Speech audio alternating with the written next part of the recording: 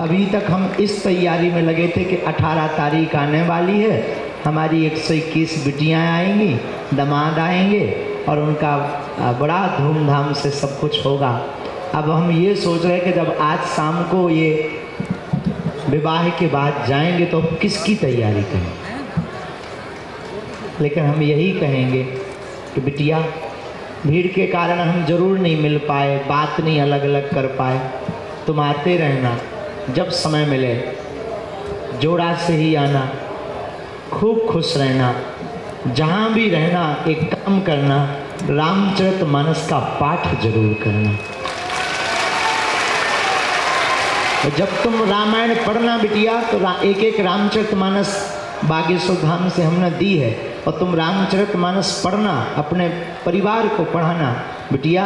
उसी रामचरितमानस के राम से हमें ये लगेगा कि हमारी बिटिया हमको याद कर रही है। और आज धर्म के पिता के रूप में, वैसे पूज्य मलुक पीठ वाले महाराज जी जो कह रहे थे वो कम नहीं, कि आप सब लक्ष्मी और नारायण हो।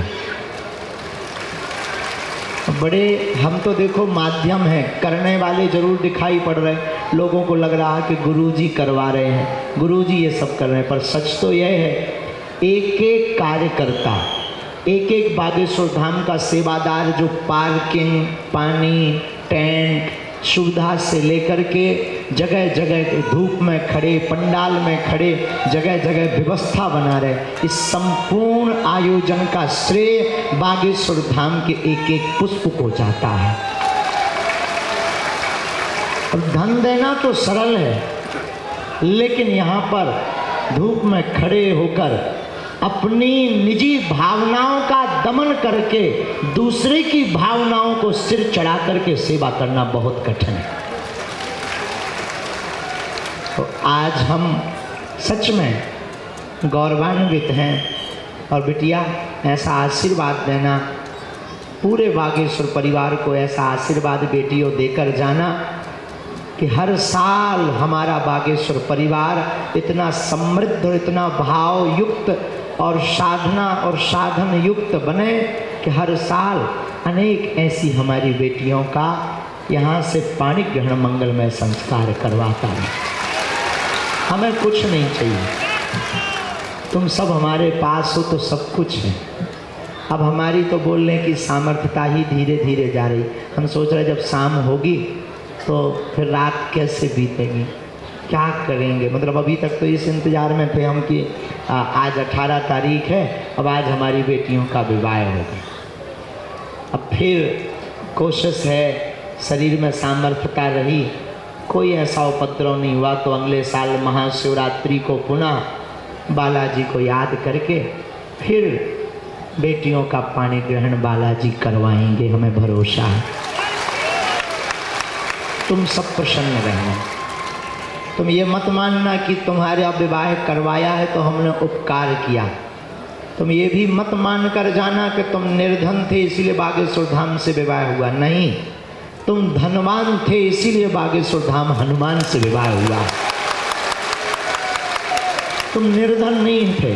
निर्धन होते तो ये लाइट, टेंट, साउंड सर्विस, ये जो महापुरुष बैठे ना, इनको नहीं बुला पाते।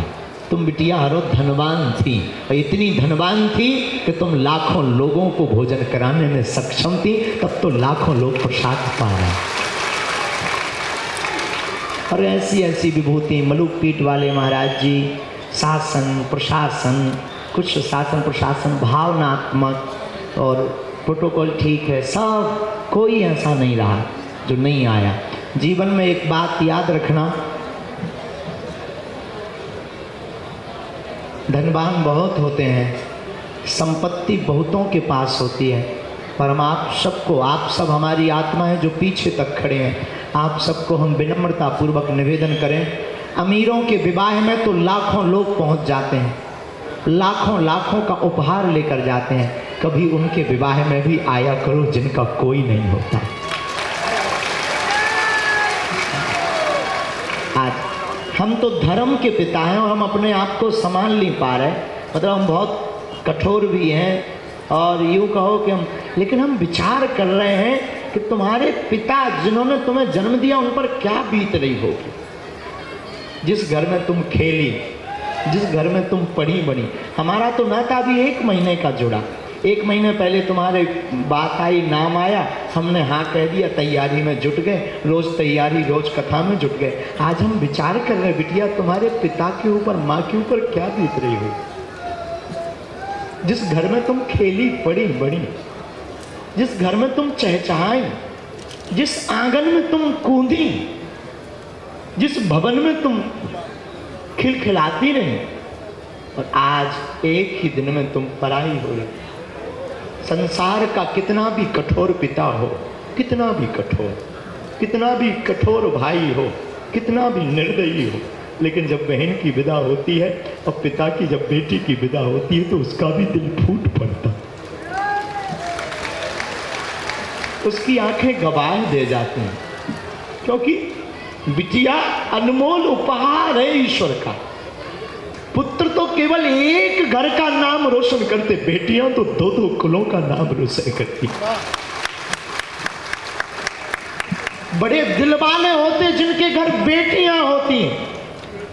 कहने को तो ठीक है बेटी का आज विवाह हो गया, सच तो यह है कि अब बिटिया पर अधिकार किसी और का है।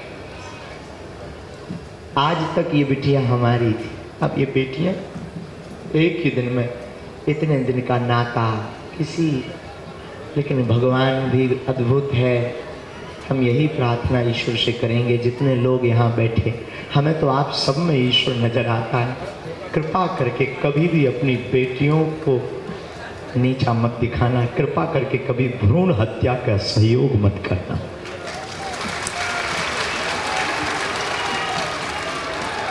पुत्र एक घड़ी पिता के लिए नहीं बेचैन रहता। रात को 2 बजे पिता काम करके आवे, थक करके आवे, बहुत मेहनत करके आवे, नौकरी करके आवे और बहुत ज्यादा मशक्कत करके आवे, पुत्र नहीं एक घड़ी उठता है। पर बेटी कितनी भी थकी हो, कितनी भी बीमार पड़ी हो, वो चहक करके उठ करके दरवाजा खोल देती, पापा पापा कहो तो मैं रोटी बना दूं। भले ही उससे चाय बनाते ना बनती हो, लेकिन पापा पापा कहो तो मैं रोटी बना दूं। खोल करके दरवाजा, रोटी बनाने, किचन में कुछ भी ना हो, पापा बस गरम कर रही हूँ, झूठ बोलकर तुरंत भोजन बनाने पहुंच जाती है। बेटियां भगवान की कृपा है, बेटियों में वो ममता है। हम तो कई बार वर्णन पढ़ते हैं या अनुभव करते हैं तो हमारा दिल झकझोर जाता है कि बेटियां कभी वीरांगना लक्ष्मीबाई बनती, तो कभी माँ बनती, तो कभी बहन बनती। कितने भाव को पूर्ण करती हमारी बेटियां। बेटियां सच बतावे साक्षात दुर्गा का रूप होती हैं। विविधता होती है, विविधता, और कितना ममत्व विशाल होता है बेटियों का। सबको पोषित करती, सबकी भावनाओं का सम्मान। खुद बीमार रहेंगी, भूखी रहेंगी, लेकिन अपने परिवार को कभी भूखा। हमारी प्रार्थना है जितने लोग यहाँ खड़े, मेरे साधु जनों, विनम्र निवेदन है, कभी भी अमीर आदमी की शादी में तुम पहुँच पाओ या ना पहुँच पाओ, पर जिनका कोई ना हो ना, उनके घर जरूर जाया करो। उस बेटी को कितनी प्रसन्नता होती है। वही अभी हमको एक पत्रकार मिले रास्ते में, ऐसी जल्दी जल्दी हम चले जा रहे थे, तो हमको कान में गुरुजी एक बात बतानी। फिर कमरे तक है, हम कहा बोलो। गुरुजी जब हम बेटियों से पूछ रहे थे ना, तो हमने कहा कि बताओ आपको कैसा लग रहा। बोले गुरुजी सब रो रही थी कि हमने कभी सोचा ही नहीं था कि हमारा विवाह इतना भव्य और दिव्य होगा। तो मेरे पागलों, तुम अपनी जिंदगी में याद रखना, कभी भी अवहेलना मत करना, कभी भी अवहेलना मत करना। पुत्र तो बहुत बड़ा बनने पर अपने प्रोटोकॉल में, अपने विचार में जीने लगता है और उसका जीवन विचित्र होता है। परंतु बेटियां कितनी भी व्यस्त हो जाएं, परंतु बेटियों का वो हमारे पास आज भी लोग आते हैं, हम तो बहुत अनुभव ऑब्जर्व करते रहते हैं, बैठे बैठे ऑब्जर्व करते हैं। बेटियां अगर अपने ससुराल में हैं और रक्षाबंधन आ जाए और अगर धोखे से वो किसी कारणवश ना पहुंच पाए, तो भाई की कलाई खाली ना रहे, पड़ोसी वाले अंकल के पास दौड़ दौड़ करके जाती हैं, क्या आप जाएंगे अंकल जी? यदि जाना तो हमारे भाई के लिए, कलाई के लिए राखी लेकर के चले जाना, ताकि रक्षाबंधन पर कलाई सूनी न रहे। अब वो जल्दी जल्दी बनाकर भेज देती हैं। तो बेटियां ईश्वर का वरदान है। हम बार बार अब क्या बोलें, ना तो हमें प्रवचन याद आ रहे, ना हमें ये याद आ रहा कि हम क्या करें।